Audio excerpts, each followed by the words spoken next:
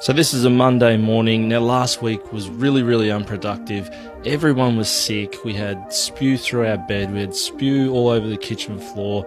It just wasn't a great week for getting things done. So it did feel really good today on a Monday to get started early, get everyone out the door. My first task for the day, outside of the home anyway, was to go and get a haircut. Had to head back to the bank at 10 o'clock.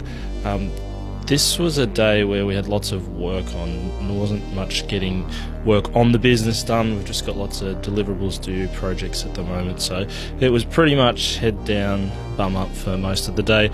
Someone who shan't be named pressed the cancel button on my vlog alarm, so we missed from 3 and 4. Finished the day, got out of the office, home, cooked dinner. We managed to get a nice dinner together out on the back deck. After 12 months, she's finally converted to playing Fortnite. We've got lots of stuff happening with our local Māori club.